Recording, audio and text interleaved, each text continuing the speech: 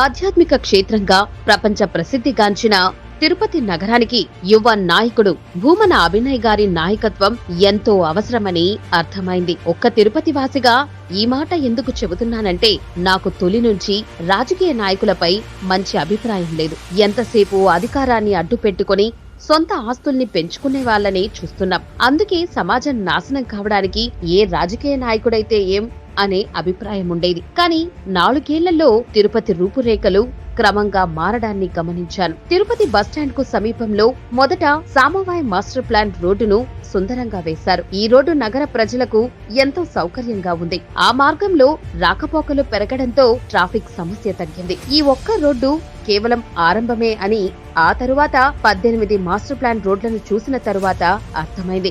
ఇంకా 12 master plan రోడ్లు కొత్త రూపాన్ని సంతరించుకోవడానికి సిద్ధంగా ఉన్నాయని తెలిసి మనసు పులకరించింది. అలాగే నగరంలోని ముఖ్యమైన కూడలలో 6 ఫ్రీ లెఫ్ట్ రోడ్లు ఏర్పాటు చేశారు. ఫ్రీ లెఫ్ట్ రోడ్లు వేయడం అనేది చిన్న విషయంగా కనిపించొచ్చు, కానీ గత 4 దశాబ్దాల్లో తిరుపతికి చెందిన ఏ ఒక్క ప్రజా ప్రతినిధికి ఇవి చేయాలనే ఆలోచన రాలేదు, చెయ్యలేదు. అలాగే నగరంలో music college, MR Palli circle, Satyanarayanapuram తదితర ప్రధాన కూడలలో వాయిద్య పరికరాలు, స్వాతంత్ర సమర యోధులు, రైతుల విగ్రహాలను నెలకొల్పడాన్ని పరిశీలిస్తే పాలకుల విజనరీ అర్థం చేసుకోవచ్చు.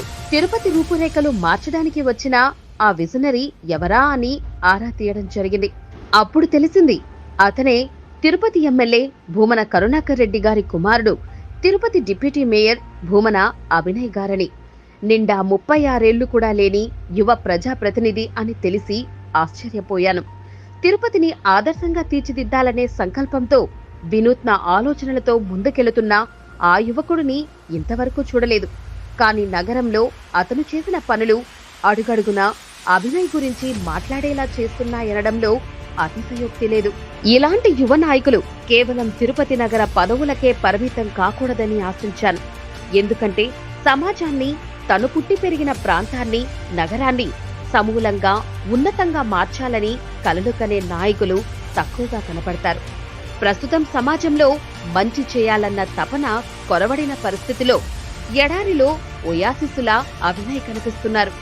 ఈ క్రమంలో అతను తిరుపతి వైసీపీ అభ్యర్థి అని తెలియడంతో మనసుకు చాలా సంతోషం కలిగింది. కులమతాల పేరుతో రాజకీయ పబ్బం గడుపుకుంటున్న దుర్మార్గ వ్యవస్థలో కేవలం అభివృద్ధి ప్రాతిపదికన ఉనికిని చాటుకునేందుకు తపిస్తున్న అభినయ్ లాంటి యువ నాయకుడికి మద్దతు ఇవ్వాల్సిన అవసరం ఎంతైనా ఉంది. ఇలాంటి యువ నాయకుడి నాయకత్వాన్ని సమర్థించడం అంటే తిరుపతి అభివృద్ధిని ఆకాంక్షించడమే.